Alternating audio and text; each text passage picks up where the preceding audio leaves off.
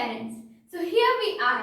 आज हम आपको बच्चों को 3 मंथ्स के सिलेबस को कैसे पढ़ाना है उसके बारे में गाइडलाइन प्रोवाइड करेंगे।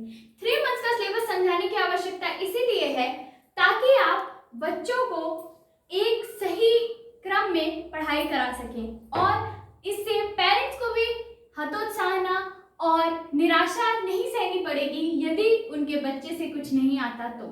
ये 3 मंथ्स का सिलेबस क्लास सेकेंड के लिए हम लेकर आए हैं। तो चलिए हमारे 3 मंथ के सिलेबस के डिस्क्रिप्शन को स्टार्ट करते हैं। So here we are, class second का 3 मंथ्स का सिलेबस, यानी आपको क्लास सेकेंड में 3 मंथ के सिलेबस में बच्चे को क्या क्या और कितना पढ़ाना है। सबसे पहला सब्जेक्ट है हमारा इंग्लिश। इंग्लिश में हमें सबसे पहला चीज पढ़ाना है अल्फाबेट। अल्फाबेट आप सभी को पता है, अल्फाबेट A to Z होता है और इसे क्लास सेकेंड के बच्चे के अनुसार उसे A से लेकर Z तक 4 टाइप्स की राइटिंग में अल्फाबेट आना चाहिए, यानी print capital, print small, cursive capital and cursive small. After it statements और action word and conversational English, these are correlating topics. कैसे आपके बच्चे को इंग्लिश बोलना सिखाने के लिए सबसे पहले उसे वर्ड समझाने होंगे, वर्ड की मीनिंग भी बतानी होगी, उसके बाद हम स्टेटमेंट्स में जाएंगे, फिर कन्वर्सेशनल इंग्लिश मतलब हम आसपास में आपस में बात कैसे करते हैं, उन सब से छोटे छोटे सेंटेंस फॉर्म करना बच्चों को सिखाएंगे, उनके आंसर्स कैसे देना है वो भी बच्चों को यहीं सिखाया जाएगा।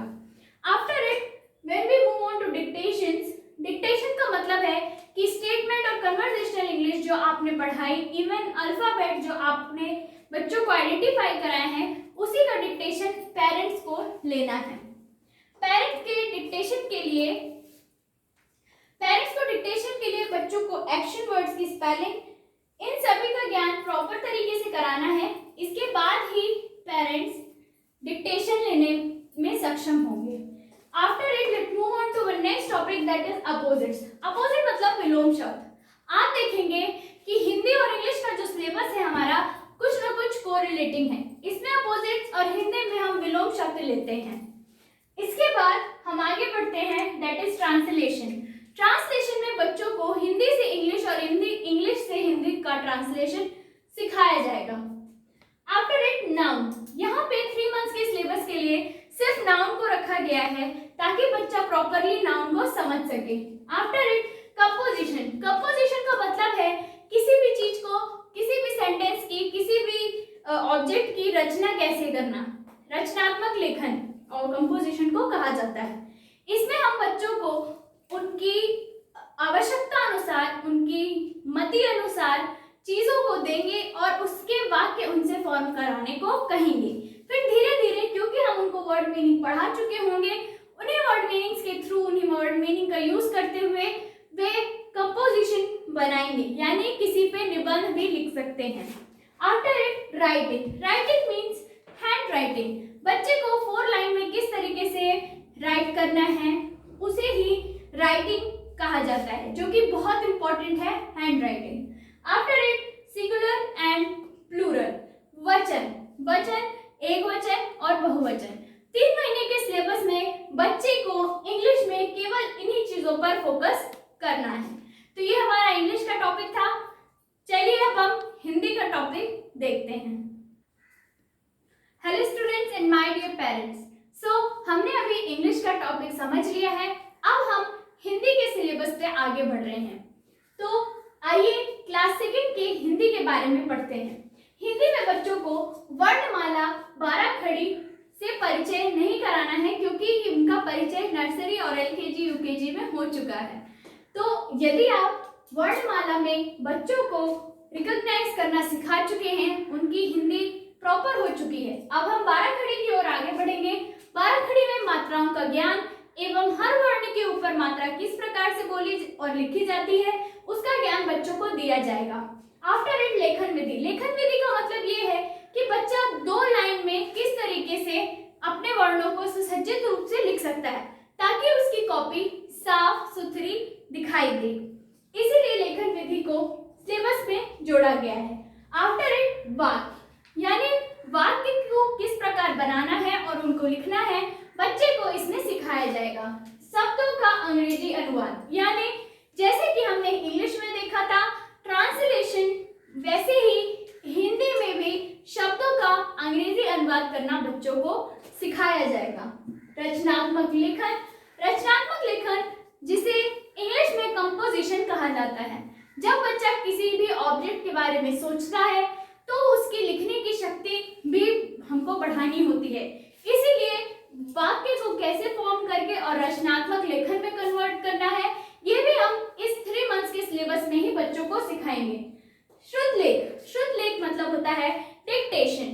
डिक्टेशन आपको इन्हीं शब्द चीजों का लेना है, शब्दों के अंग्रेजी अनुवाद, शब्दार्थ, विलोम, वचन, इन्हीं सभी चीजों का आपको डिक्टेशन डे बाय डे शुद्ध लेख कराते रहना है। शुद्ध लेख का मतलब होता है सुनकर लिखना। आफ्टर इट शब्दार्थ, शब्दार्थ मतलब वर्ड मीनिंग, शब्दों का अर्थ। शब्दों का अर्थ से तात्पर्य है कि बच्चा इंग्लिश में वर्ड मीनिंग भी जाने और हिंदी में किसी शब्द का क्या मतलब हो सकता है उसे भी समझे। विलोम शब्द यानी अपोजिट, अपोजिट भी 3 मंथ्स के सिलेबस में ही लिया गया है। संज्ञा एवं वचन, वचन मतलब एक वचन और बहुवचन। संज्ञा पार्ट्स ऑफ स्पीच यानी शब्दों के भेद से लिया गया है। तो आपने देखा कि हमने किस प्रकार बच्चों के सिलेबस को डिवाइड करके रखा है 3 मंथ्स के लिए। आपने ये भी समझा होगा कि जो इंग्लिश में जो सिलेबस है उसी को हमने हिंदी में भी सब टॉपिक्स को रखा है। क्यों? ताकि बच्चा मेल जोल कर पढ़ाई कर सके। तो ये था हमारा हिंदी का topic. Now let's move on to our maths topic. So students and parents, हमने देख लिया कि हिंदी और इंग्लिश में हमें क्या पढ़ना है। Now our next subject is maths. Maths में आपको इंग्लिश और हिंदी काउंटिंग बहुत आनी चाहिए, क्योंकि विद्यालय और संगठन हमारा हिंदी और इंग्लिश दोनों ही भाषाओं को उतना ही महत्व देता है, यानी कि आपको हिंदी और इंग्लिश दोनों की काउंटिंग आनी आवश्यक है। टेबल्स और पहाड़े, टेबल्स इंग्लिश में 2 से 5 तक और पहाड़े आधा, पाव और पौना का आना आवश्यक है। पहाड़ा आना क्यों आवश्यक है? क्योंकि इसमें हिंदी के पहाड़े आधा, पाव, पौना, सवा, ढाई, इन सब के पहाड़ों को इंक्लूड किया गया है। इसको इंक्लूड करने का एक उद्देश्य ये है कि जब आपसे पहाड़े बनते हैं तो होल और फ्रैक्शनल नंबर में आपको कोई भी प्रॉब्लम नहीं जाती। आगे चल के जब बच्चा फ्रैक्शनल नंबर पढ़ता है तो उसे पहाड़े से ही ये सारी चीजें क्लियर हो जाती हैं। आगे एडिशन, एडिशन यानी जोड़ना, किसी चीज को ऐड करना। Addition, essential terms of math, essential terms like division, multiplication, addition, subtraction etcetera. इसी टाइप की और भी जो एसेंशियल टर्म्स जो हमेशा मैथ्स में यूज होती हैं उसको भी बच्चे को बताया जाएगा। इसके बाद एक्सपेंडेड फॉर्म्स। एक्सपेंडेड फॉर्म का मतलब होता है कि किसी भी नंबर को, जैसे अगर कोई नंबर है 729, तो 700 को 700 प्लस 20 प्लस 9, इसको कहते हैं expanded form. After it whole and fractional number मैंने बता दिया, पूर्ण संख्या और फ्रैक्शनल संख्या, इसके बारे में जानकारी दी जाएगी।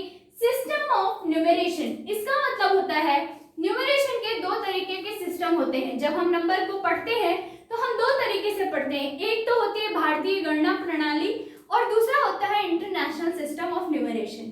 तो इन चीजों के बारे में बच्चे को जानकारी दी जाएगी। इसके बाद है डेज इन अ वीक, यानी एक हफ्ते में कितने दिन होते हैं, इसकी जानकारी भी बच्चे को दी जाएगी।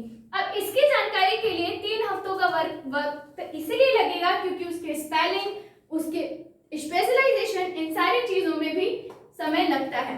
तो ये था हमारा मैथ्स का topic and I think topic for class 2 3 months का जो सिलेबस है वो आप सभी को क्लैरिफाई हो गया होगा। प्लीज अपने बच्चों को प्रेशराइज मत कीजिए, सिर्फ आपको 3 महीने के अंतराल में इतनी ही बच्चों में प्रोग्रेस चाहिए है।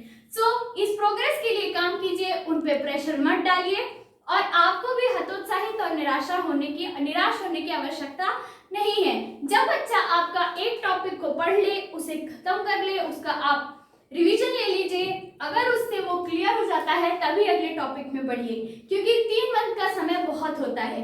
इसीलिए चलिए इस टॉपिक वाइज स्टडी को कंटिन्यू रखते हैं। धन्यवाद।